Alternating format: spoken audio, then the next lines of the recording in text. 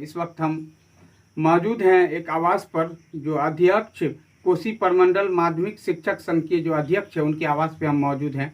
आइए हम उनसे जानने की कोशिश करेंगे। अभी जो बिहार में शिक्षा मंत्री भरसे के पाठक पर सचिव शिक्षा विभाग के बीच अनबन चल रही है, उस संबंध में हम बातचीत करने के लिए मौजूद है। आइए उनसे जानते हैं इसकी क्या राय है।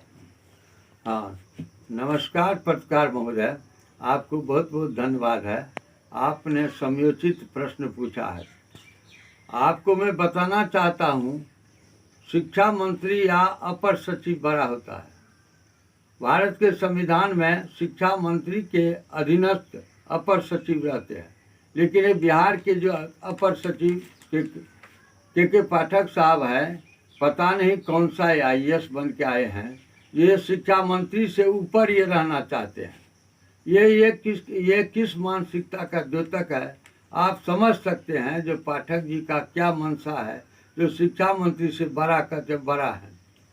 और चूँकि यह संवैधानिक पद है और संवैधानिक पद में शिक्षा मंत्री बड़ा होता है। शिक्षा मंत्री के अंदर ही जितने भी पदाधिकारी है सब उसके नीचे रहते हैं। लेकिन हम लोग को आश्चर्य लगता है, जो बहुतों IAS को मैंने देखा है 75 वर्ष की उम्र में, लेकिन ऐसा अजूबा IAS हम लोगों ने नहीं देखा है। क्योंकि मुझे मालूम है, आपको पत्रकार महोदय मालूम है, आपको मैं बताना चाहता हूँ कि जिस विभाग में के पाठक गए हैं, पहले ये गए थे खान विभाग में। आप देखिए, बालू गिट्टी सब नसीब नहीं हो रहा। बालू गिट्टी कहाँ उड़ गया और कहाँ से कहाँ चला गया पता नहीं। आज बालू और गिट्टी का दम आसमान छू रहा, कहीं मिल भी नहीं रहा है। तो जी भूतत्व विभाग को, इसने खान विभाग को बर्बाद करके ही चले गए। उसके बाद इनको भार सौंपा गया। माननीय मुख्यमंत्री महोदय ने इनको नशा मद्य और उत्पाद विभाग का अपर सचिव बनाया। आप इस समाज के लोग, आप जानते हैं कहाँ पर शराबबंदी रुकी।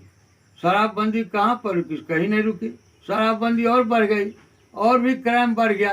पुलिस भी मार खाई, पदाधिकारी उत्पाद विभाग खाए मार खाए। कहीं भी वहाँ कोई भी शराबबंदी का क्या कहते हैं असर अनुकूल नहीं दिखा, और इसलिए खान विभाग को चौपट किए।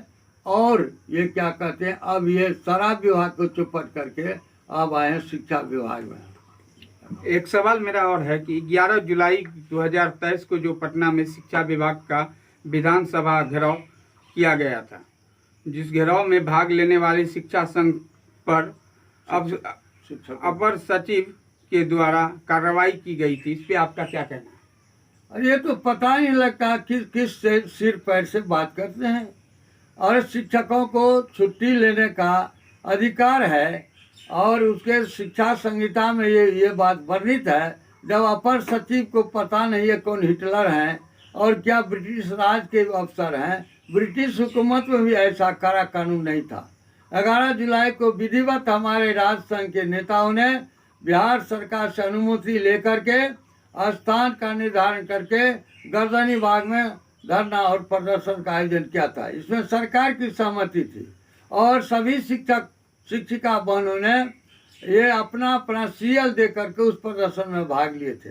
अब ये कहते हैं कि जो भाग लिए हैं उस पर कार्रवाई हो, जो अनुपस्थित रहेंगे उस पर कार्रवाई हो। चूँकि छुट्टी लेने का क्या अधिकार है? हमारी शिक्षिका बहनों को मासिक धर्म भी होता है। और हमारे आप हिंदू समाज में या मुसलमान समाज में कितने के पिताजी मर गए, कितने के मामा जी मर गए, कितने के सगा समझी मर गए। क्या वो छुट्टी स्कूल से नहीं ले सकते हैं? क्या वो अपना कर्म क्रिया नहीं करवा सकते सगा संबंधी का?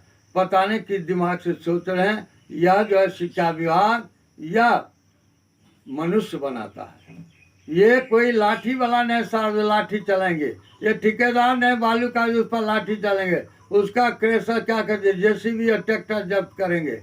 यहाँ पर मानसिक शांति से ही पढ़ाई लिखाई का काम चलता है। बिहार में शिक्षा जिस दिन से के पाठक साहब हैं, शिक्षा व्यवस्था चौपट हो गई है। और मैं बिहार सरकार के माननीय मुख्यमंत्री से मांग करता हूँ, अविलंब के पाठक को शिक्षा विभाग से अलग हटा करके दूसरे विभाग में दिया जाए।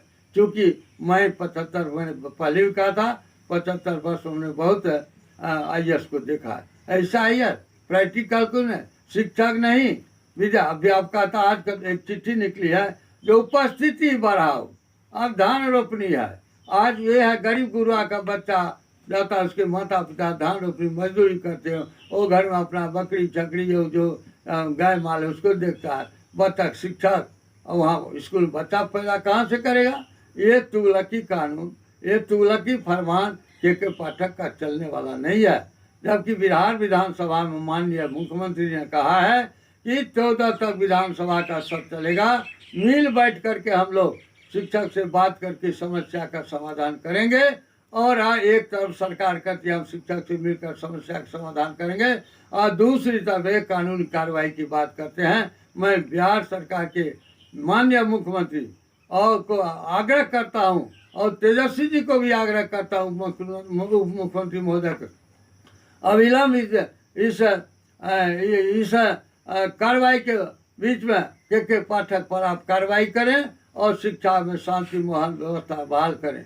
क्योंकि एक बात और कहना चाहूँगा पत्रकार महोदय, जब ये राजद का घोषणा पत्र आया, मार्क्सवादियों का घोषणा पत्र है, लेफ्ट पार्टियों का घोषणा पत्र है चुनाव के पहले, तो कहा था कि जिस दिन हम पहले सरकार में आएंगे पहली कलम से शिक्षकों के समान काम का समान वेतन देंगे और राजकर्मी का दर्जा देंगे और स्थानांतरण करेंगे। लेकिन आज तेजस्वी यादव उनको भूल गए हैं और उनको लगता है उनकी स्याही सूख गई है या वो भूल गए हैं। और वे शिक्षक यही शिक्षक थे जो बिहार विधानसभा में चुनाव में पिछले दिनों इनको सबसे बड़ी लार्जेस्ट पार्टी बनाया था। ये शिक्षकों का बहुत बड़ा योगदान था और आगे भी इसका योगदान, अगर शिक्षकों के हित की अनदेखी की गई तो बिहार के शिक्षा के बहने कभी माफ नहीं करेगी वर्तमान सरकार को।